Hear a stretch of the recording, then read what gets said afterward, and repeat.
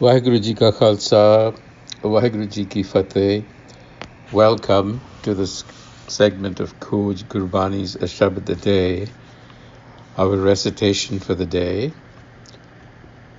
Gauri Mahalla Pehla, Khima Gahi Brat Sil Santokhan, Rog na byape na jam dokhan, Mukat bhaye prab roop na rekhang, जोगी को कैसा डर होए, रुख बिरख ग्रह बाहर सोए। रहाओ निर्भव जोगी निरंजन त्यावै, अन दिन जागै सच लिव लावै, सो जोगी मेरे मन भावै। काल जाल ब्रह्म अग्नि जारे, जरा मरण गत गर्भ निवारे। आप तरੈ पितरी निस्तारै, सतगुर सेवै सो जोगी होए। भय रच रहै सो निर्भव होए, जैसा सेवै तैसो होए। नर नह केवल निर्भव नाउ, अनाथह नाथ करे बल जाओ। पुनरप जन्म नाही गुण गाओ, अंतर बाहिर एको जानै। गुर कै शब्दे आप पछानै, साचे शब्द दर निशानै। शब्द मरै तिस निज घर वासा, आवे न जावे चूके आसा। गुर कै शब्द कमल परगासा, जो दिसै सो आस निरासा। काम क्रोध बिख भूख प्यासा, नानक बिरलै मिलहै उदासा।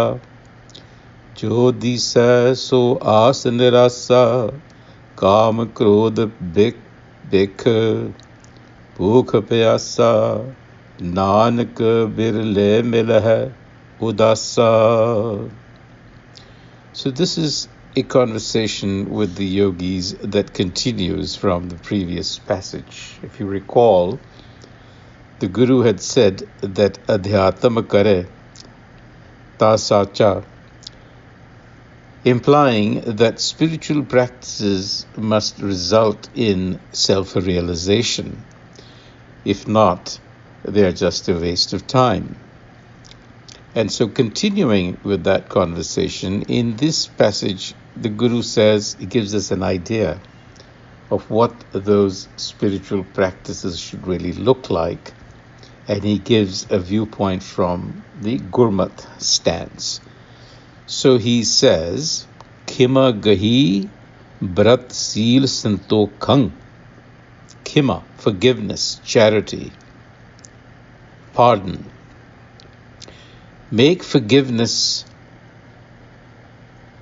moral discipline, seal, santokhan, and contentment your religious vows, Brat. Khima Gahi Brat Sil Santokhan. Here are the qualities that you have to inculcate. Brat, very commonly translated as fasting, which is not incorrect. But it also means religious vows. So that's why we have used Brat to mean spiritual vows, adhyatmak karm. Because when a yogi came to a master, they were initiated into a particular process. And that was the Brat, the commitment, if you will. So Khima Gahi Brat Sil Santokhan. Forgiveness, moral discipline, and contentment should be the religious vows. Then, the Guru says, then what happens is, Rog na byape na jam dokhan. The ailment, the disease, rog, will not be felt. And the fear of death will leave you. Na jam dokhan. So the ailment, obviously, is the ailment of the ego. In Sikhi, that is the root ailment, the source of all other ailments. So when the Guru says rog na bhyape, we know he's talking about the disease of egotism or the egoic consciousness. Mukt bhaye prab roop na rekhang. Mukt bhaye, he's addressing the question he asked in the previous passage. Mukt bidhi, he said, kya jane kacha. What would the immature know about what freedom really is? And here he is telling us what that freedom is. Mukta bhaye prab roop na rekhang. So when we are freed from the disease of haume, we will perceive the boundless and formless Prabh self everywhere. Because haume is like a fog. It's a virus that gives you a fever, a delirium, and does not enable you to perceive the self. And in order to cure the ailment, the Guru says you have to make forgiveness, moral discipline, and contentment. These qualities have to be inculcated. Once that is done, the central theme here is Jogi ko kaisa dar hoye. So such a yogi, right? Kaisa dar hoye. What fear can such a yogi have? Because when the self is perceived, then the self is perceived everywhere. In the grass and the trees, in the body and outside. Rukh birakh greh bahar soi. So where is the question of any fear? And the yogi, he says, the yogi who puts aside worldly fear, nirbhav yogi niranjan tyave, and then meditates on the unblemished self. Worldly fear meaning also putting aside any distractions, being totally focused. So the Guru says the yogi who does that, and then with an awakened awareness contemplates on the true self, such a yogi experiences the self within. And then jagge such live lave, then so yogi mere man pave. Pave also means to experience within the mind. And this line could be translated to read that such a yogi is pleasing to my mind. Doesn't really change the underlying meaning. And a yogi who does that, such a yogi, the Guru goes on to say, burns the deceptive web of time. Kal jal Brahm Agni Jare. And how does that happen? Because now the creative fire of the self, Brahm Agni, is illuminated inside. In other words, that fog of ego has been dispelled. That fever, that delirium has been cured. And then you begin to realize that time, which is also equated to death, is really the veil on reality. It is part of reality. It doesn't stand. It's part of the panorama of existence. You realize that. You see that clearly. And therefore, the yogi who realizes that renounces self-pride, garab nivare, because there is no ego. There is nothing separate. And once you do that, you're freed from fear of old age and death. Jara, maran, gati. Freedom from. When you garab nivare, when you renounce self-pride. Aap tare, pitri nistare. Such a yogi finds freedom and rescues others. Nistare. What does that mean, to rescue others? What it means is that through this process of Guru wisdom, the yogi, meaning one who is desirous for a union, not only evolves his own consciousness or her own consciousness to a more evolved level, a higher dimension of universal consciousness, but then also works tirelessly to actually to evolve all mankind, humanity forward. It's not just a personal, selfish thing. So that's what the Guru means when he says, a-sabad-a-day, he swims across or she swims across. Pitri nistare. Pitri essentially means ancestors, but what it really means is humanity. Nistare rescues them, evolves them, moves humanity forward. So there is the sense that we have to move things along. And such a yogi again is filled with the wisdom of the true enlightener and therefore remains filled with awe.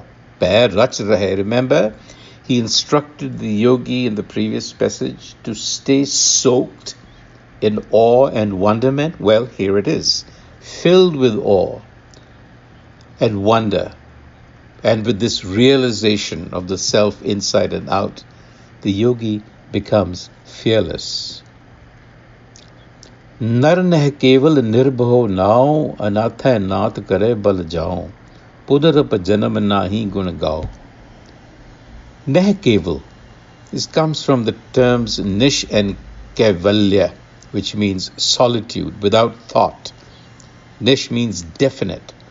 So the state of solitude and union with the fearless self arises from self-knowledge. This is another angle. So you need now, it's referred to here as now, which is nam, self-knowledge, knowledge of the self. You have to have that in order for the nar, for the human, to reach neh keval. Neh keval, that state of absolute freedom, isolation from the desires of the world, because that's what he's talking about initially. And the self-knowledge of Guru wisdom transforms the hapless mind. Anatha nath kare. Anatha, orphan. We are orphaned of our father or our self, our higher self. So Guru wisdom transforms us. And so the Guru says, I submit myself to that Guru wisdom, and by developing virtue, gunagao, punarab janam nahi, I avoid the mind's prevarication or predisposition to repeat itself.